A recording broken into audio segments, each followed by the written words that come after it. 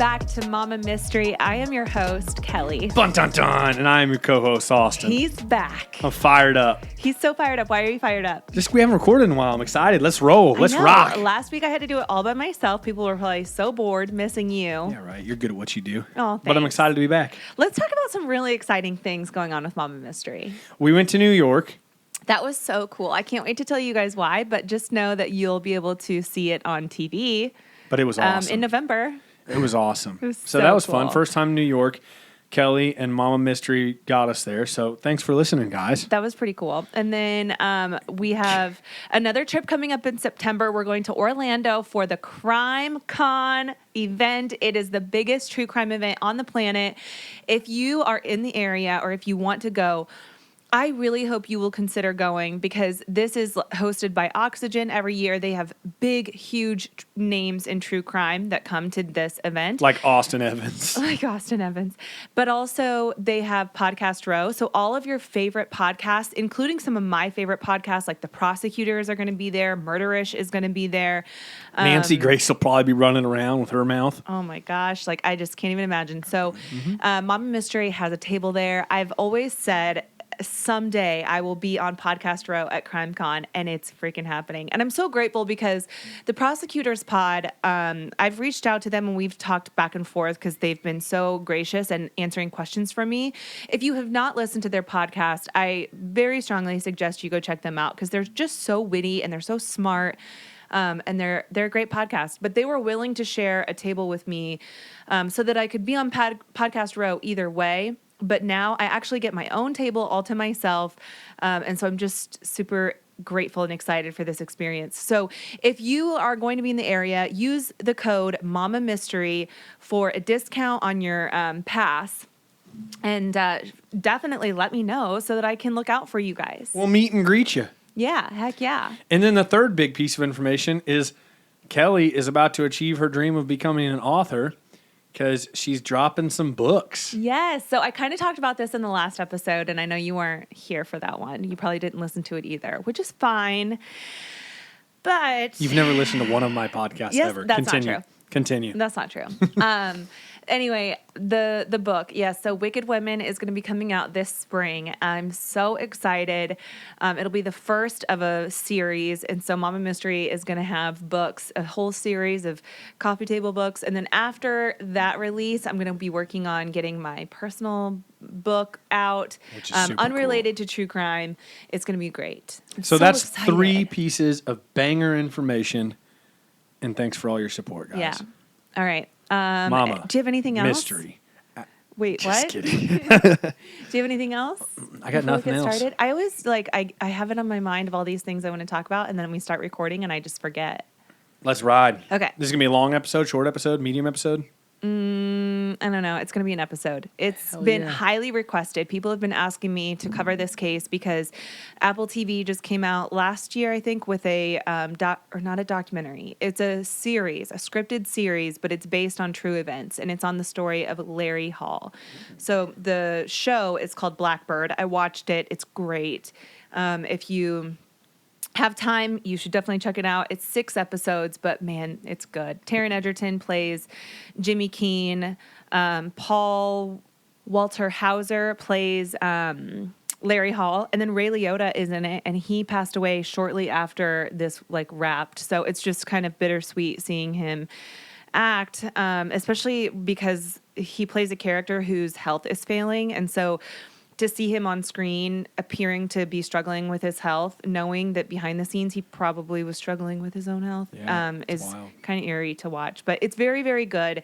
If you haven't checked it out, I definitely recommend it. And it's over this case. It's on this case, yes. Very cool. Okay, so this is the case. Let's go. Of Larry Hall. In the quiet town of Georgetown, Illinois, a chilling event unfolded on a crisp fall day in 1993. The picturesque countryside, usually serene, became the backdrop for a haunting disappearance that would send shockwaves through the community. It was a day that forever altered the lives of one family and left a trail of unanswered questions in its wake. Jessica Lynn Roach, affectionately known as Jessie, was a young girl with a promising future. Born on November 27th, 1977, to devoted parents Charles and Terry Lynn Roach, she grew up in a tight-knit household alongside her two sisters and brother. The Roach family was deeply rooted in their faith as active members of the Church of Jehovah's Witnesses.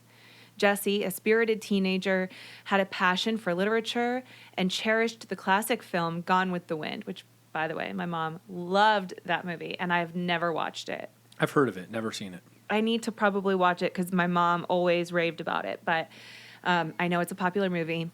Anyway, above all, she had a dream of eventually becoming a pilot. But on that fateful afternoon of September 20th, 1993, tragedy struck the Roach family.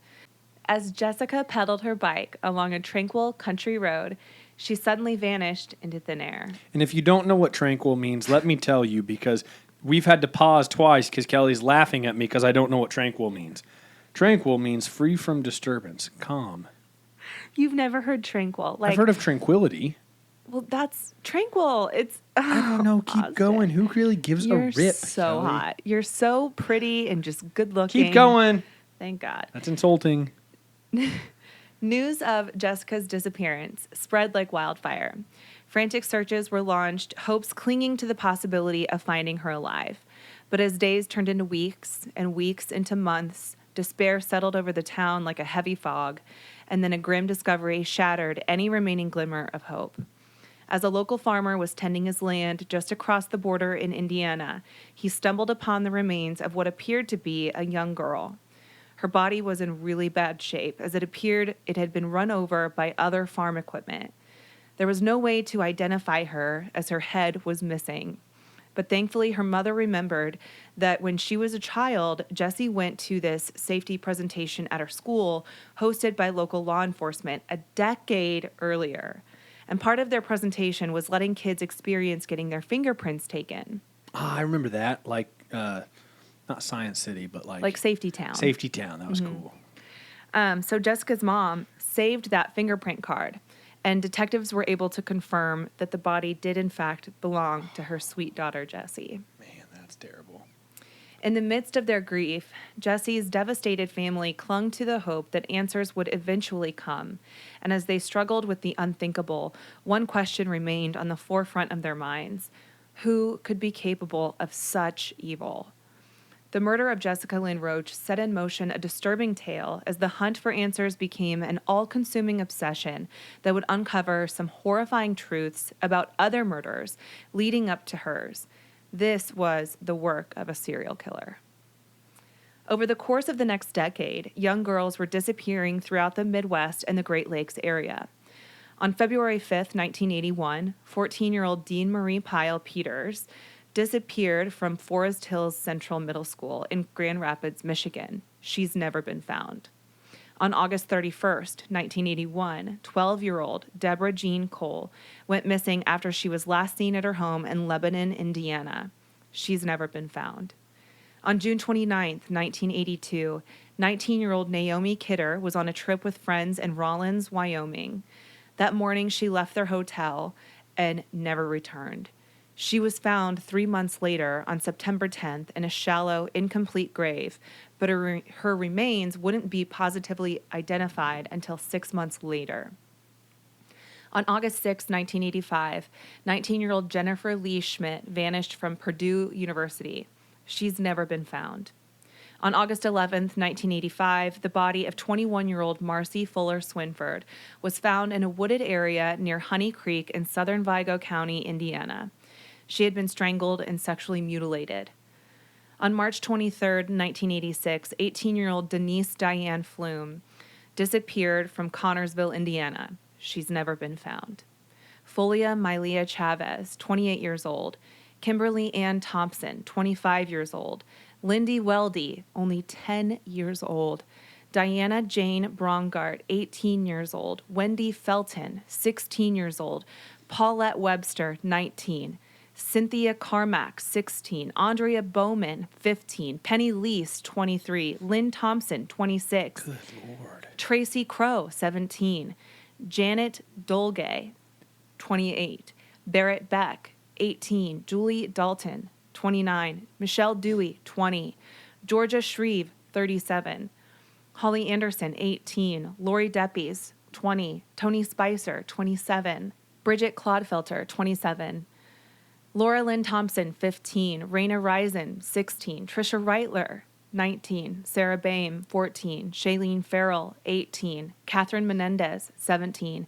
Carrie Smith, 20. These are all victims or alleged victims of this serial killer. And this doesn't even count all the Jane Does that were never positively identified. These were all in a pocket of like a region in Indiana, Michigan. This was all like in that Midwest area. Holy smokes. But at the time, police weren't aware of who could be doing this. And also worth noting, we did an episode a while back on the Springfield Three, which were Stacy McCall, Suzanne Streeter, and Cheryl Levitt, all from Springfield, Missouri. And they've never been found. Larry has been a person of interest in this case because a witness said they saw a blonde woman driving a Dodge van and heard a man tell the woman not to do anything stupid. Well, Larry Hall owned a van similar to the one witnesses described, so he's been considered in that case as well. In May of 1994, Amy Baker was outside rollerblading when she noticed a brown and tan van passing by her multiple times. Every time the van approached her, the driver would slow down and get closer each time, but never stopped. And then finally a friend passed by and she stopped them, telling them what was going on. She warned them that if they didn't see her in 45 minutes to contact her parents and call the police with the description and license plate number of the van that she memorized. Thankfully, nothing happened to Amy, but when police ran the plates, they found that the van was registered to Larry Hall. That same day, two girls, Abby and Kaylin, 13 and 15 respectively, were riding their bikes when they noticed a van following closely behind them. They hurried to Kaylin's house, and when they got there, Abby called her grandma. Immediately, Abby's parents went out looking for the van, and they spotted it, but the driver of the van shut his lights off once he realized he was being watched. He then tried to escape, but got stopped at a red light. So Abby's mom was able to read his license plate and give it to the police, who then found that the van was registered to Larry Hall. The next day, May 30th, 1994, Larry was pulled over, and the officer who searched his van found a spray can of starter fluid, a cotton mask, cotton balls, a tarp, some knives, and some rope. Then they came upon multiple newspaper cutouts of Trisha Reitler's disappearance. He was arrested, and when he was confronted about the newspapers on Trisha, he confessed to killing Trisha. But then later, he told police that he was actually just talking about a dream he had, and that he actually did not commit the crime. And without her body or her burial site, Larry was actually released and painted as a guy who just lies to get attention. So the very next day, 4 girls were walking in Wabash City Park, when they noticed a brown and tan van that appeared to be stalking them. The driver approached them and asked if they wanted to go for a ride. The girls ran to one of their houses and told their mom, who ran outside and yelled at the van as it drove off. One of the girls recalled that this same guy had actually approached her before. So the girl's dad went out looking for the van, and when he found it, the license plate was registered to Larry. Yes. So while all these girls are going missing, there's simultaneously these girls reporting this potential stalker. And for Gary Miller at the Vermilion County Sheriff's Department, he started looking into the reports of Larry Hall and how many complaints were being made against him. So he started learning more about this Larry Hall. Because where there's smoke, there's fire. Mm-hmm.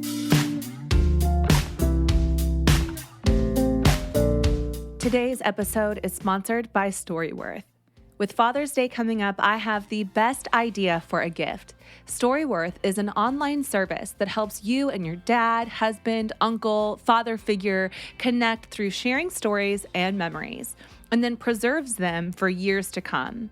So here's how it works. Every week, Storyworth will email your loved one with a thought-provoking question of your choice from a vast array of possible options. Each unique prompt asks questions you may never have thought to ask, like, what's your fondest childhood memory? Or have you ever feared for your life?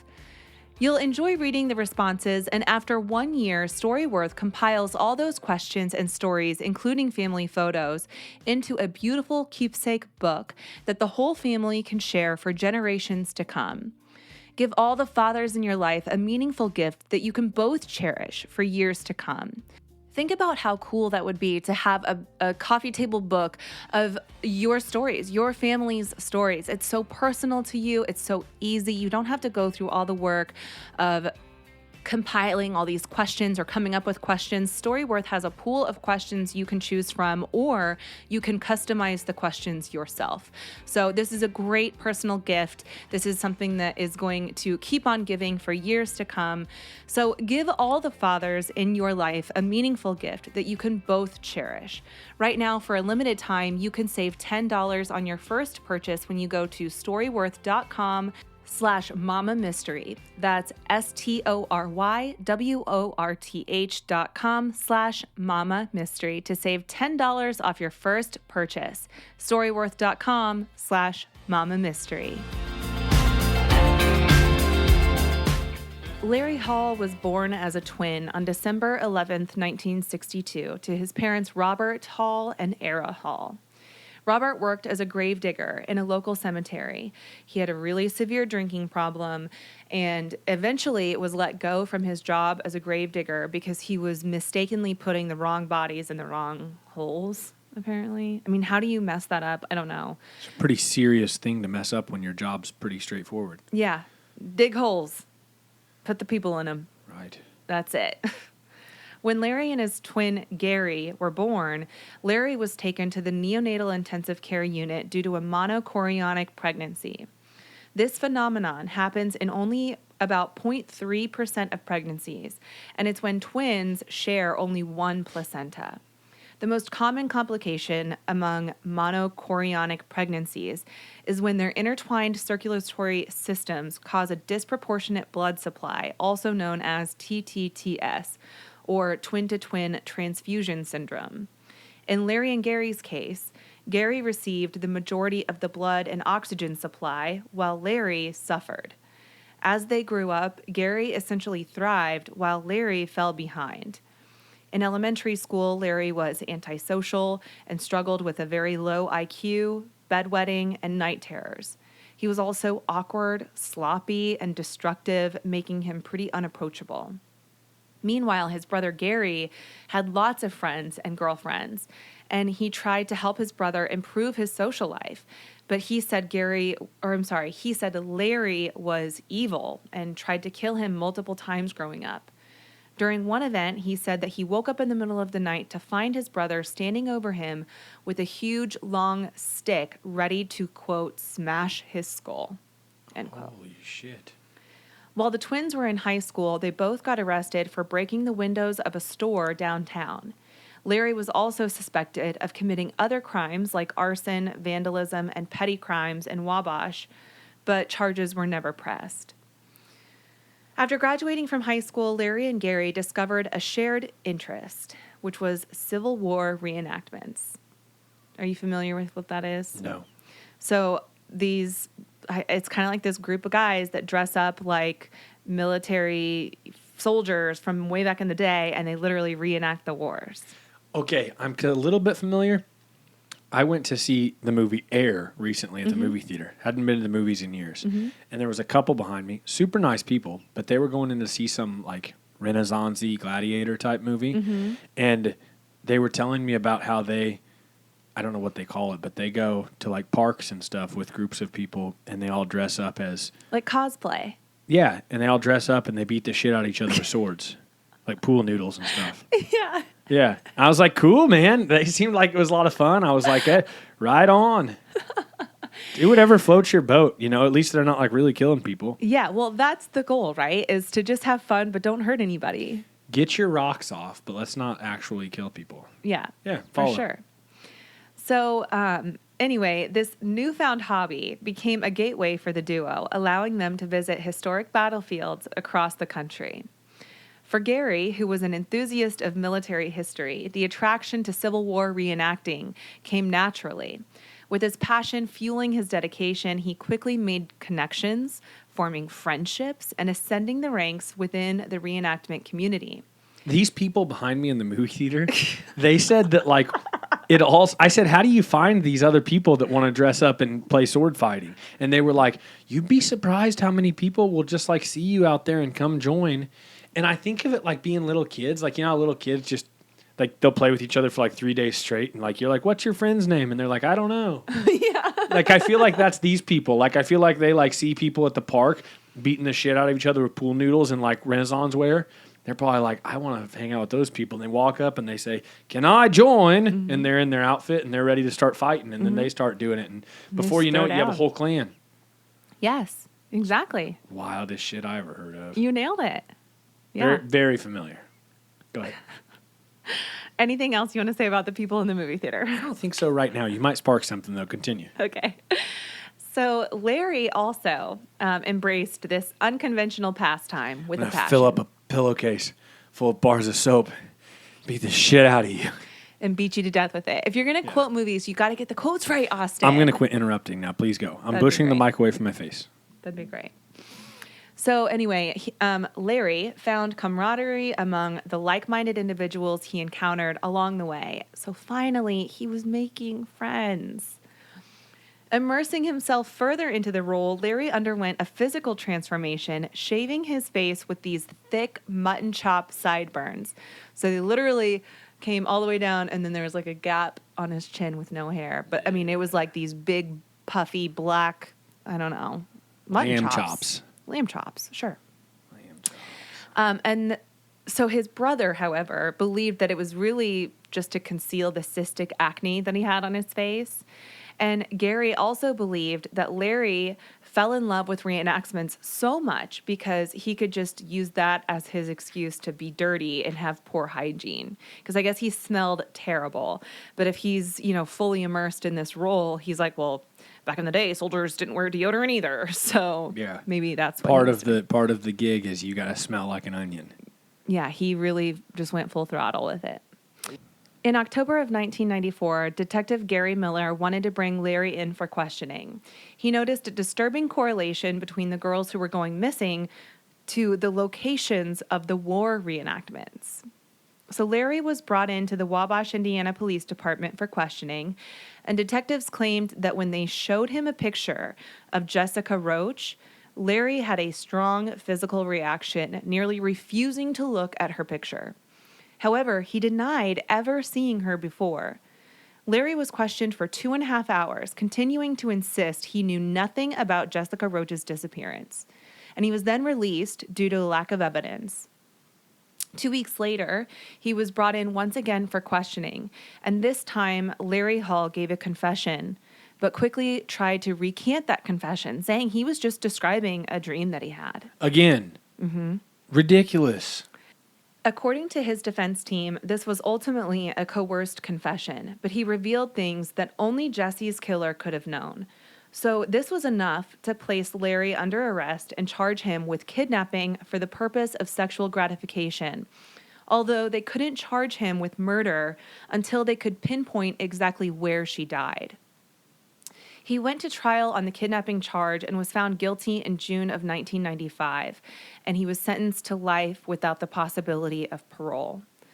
On appeal, his defense team argued that the confession he gave was taken after more than 12 hours of interrogation, an interrogation that was unfortunately not recorded, and Larry's defense team filed a motion to suppress the confession, alluding to unprofessional conduct by the detectives, and the court agreed. Larry could walk free. That is until the case of Trisha Reitler. So Trisha Lynn Reitler was born on February 9th of 1974 to Gary and Donna Reitler near Cleveland, Ohio. She was the oldest of 4 kids, and her father said, quote, "She was a strong-willed child. She was our firstborn, so she had all the characteristics of a firstborn child," end quote. She loved her little siblings and acted like a mother to them, even pretending to be their mother at times. Trisha was a college student at Indiana Wesleyan University in Marion, Indiana. Her parents had encouraged her to attend the university because the school operated on the same religious morals and values as the Reitler family. She wanted to become a psychologist to help families, specifically broken families, and putting them back together. She was on an academic scholarship and actively training to join the track team. Her father remembers dropping her off at school in the spring of 1993 and Trisha begging him not to leave. And a few days later, she disappeared. Trisha was studying in her dorm room when she grew restless, so she decided to take a break and walk to a nearby grocery store. She purchased a root beer and a magazine and then left the store, but she never made it back to her dorm room. Her blood-soaked jeans were found on the path back to her dorm room, but her remains have never been found. She is presumed dead, but her family holds out hope that they can bring her remains home one day. Investigators said 6 or 7 unidentified people were playing basketball near where her body was found, but none of them had any information regarding Trisha or what could have happened to her. At one point, a man named Donald Greiner was considered to be a possible suspect, and he was arrested and charged in 1999 with the abduction and molestation of a young girl from the same area. But nothing was discovered in the search that was conducted on his property to tie him to Trisha's disappearance. The day after Larry Hall confessed to the murder of Jessica Roach, he claimed he was only telling authorities about his dream and recanted the entire confession. But in his van, police found items indicative of Larry's guilt. They found a hatchet, rope, a fingernail, hacksaw, masks, duct tape, a blood-stained napkin, a student ID, and extra license plates. These included a map that had markings where Jessica was abducted and where her body was found, and newspaper clippings of both Trisha Reitler and Jessica Roach's disappearances. All sketchy shit. Yes. That you shouldn't have. The only thing I might have of those in my vehicle is the blood napkin from like a bloody nose. Okay. Well, let's maybe not tell everybody that you have like bloody napkins in your car, but you do often get bloody noses. But all that other shit, there's really no reason you should have any of that. Correct. There were also handwritten notes where Larry described stalking women outside the same grocery store where Trisha was last seen. So along with that handwritten note, there was also a to-do list, including tasks like, quote, cut out stained carpet, burn paint tarps, buy new hacksaw blades, clean all tools. I mean, it's like pretty cut and dry. It's incriminating. Like you should be guilty. For sure. So police now believed Larry Hall was responsible for Trisha's death. In fact, he admitted to that murder as well and then recanted it.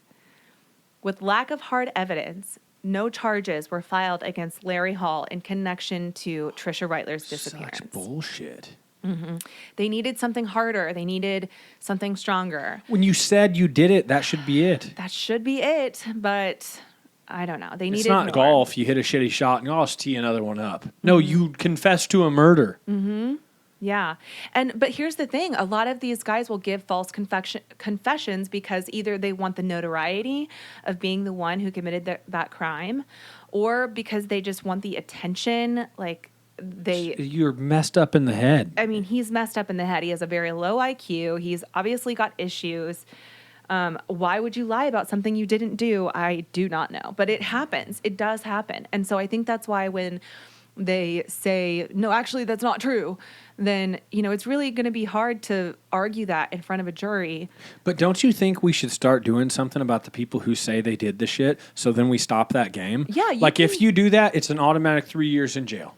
So there are penalties for giving false confessions or making a false report. In fact, one TikTok mom or social media influencer mom just got in really big trouble because she lied to police about this attempted kidnapping outside of a Target or something. It was like a Michael's or a Target or something like that. And she made it all up. And when police realized she made it up, they pressed charges on her and she's facing jail time for lying. So Good. You can get in trouble for lying to the police. Yeah. But it's just unfortunate that you can lie about committing a crime like this and not be charged with the actual crime itself. You can just be charged with lying. That's where I think the frustration comes in. Mm-hmm. So anyway, Detectives and Trisha Reitler's family were determined to find answers and get closure in her case. And not only that, but detectives needed to make sure Larry stayed behind bars and did not win his appeal. So detectives devised this really unique plan. They identified a convicted drug dealer with no history of violence who had recently received a federal prison sentence of 10 years, James Keene. In 1998, after serving 10 months of his 10-year sentence without parole, James, or Jimmy Keene, received an unexpected proposition from federal prosecutor Lawrence Beaumont. Beaumont presented Jimmy with a deal that involved transferring him to a maximum security prison in Springfield, Missouri, which housed the criminally insane. The offer stipulated that if Jimmy could successfully coax alleged serial killer Larry Hall into confessing to his crimes and revealing undisclosed information, including the whereabouts of Trisha Reitler's body, he would be granted an immediate early release from prison. Why'd they pick this dude? Because he was very charismatic and personable. And also, there's another reason, which I'll get to in a second, as to why he accepted the deal. But I think they realized how useful his personality and his charisma could be in getting Larry to befriend him and trust him and kind of act like his older brother. You know, Larry's older brother, Gary, was more sociable and like kind of took Larry under his wings at times. And so I think they were looking for someone who could kind of portray his older brother in that way. Interesting. So initially, Jimmy hesitated and declined Beaumont's offer, expressing concerns about the potential dangers involved. Like, you're going to a prison that houses the criminally insane who have committed crimes. Mm-hmm. That's really scary. And he admitted to Beaumont that he had no prior experience dealing with serial killers, which added to his apprehension. But Jimmy's dad was gravely ill. He had suffered a stroke and his health was declining. And this is who Ray Liotta played in the show. So he knew that if he had to spend the next 10 years in prison with no chance of parole, you're spending every minute of those 10 years in prison, he may never see his dad again. So Jimmy accepted the deal and was sent to the same prison as Larry Hall, the Medical Center for Federal Prisoners in Springfield, Missouri. They had never used a current inmate in a plan like this before. This was completely unprecedented. So Jimmy Keene assumed the role of a special informant and went undercover. With his charismatic demeanor, he was able to establish a friendship with Larry Hall by portraying himself as this cool guy and showering him with positive attention, almost acting like his older brother, like a protective big brother.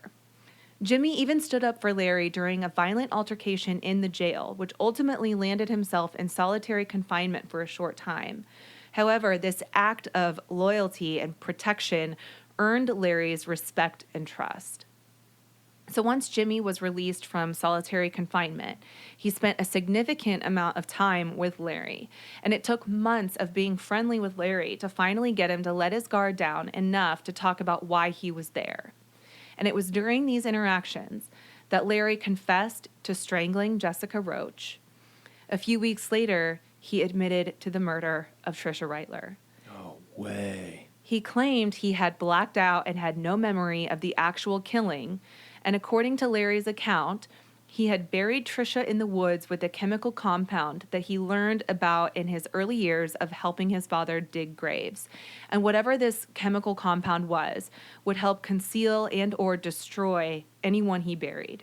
So that explains why a lot of the girls who have gone missing, where he is a suspect or person of interest, have never been found. Mm-hmm. Now imagine for a moment being forced to sit through and listen to the details of this sick person's crimes from the guy himself. He detailed how Jessica Roach begged for her mom. He detailed how he tied a belt around her neck and attached both ends of the belt to a stick, twisting and turning it so tight until she stopped making any sounds. Oh my gosh, it's like miserable to even hear now. Imagine hearing from the guy. Exactly. It's difficult to talk about or listen to on a podcast. I can't even imagine listening to him in person talk about it with those mutton chops on his face and his smell and just I mean, it would make me sick. So naturally, Jimmy Keene began to feel deeply disgusted and uncomfortable in Larry's presence, and maintaining their friendship became increasingly difficult for him.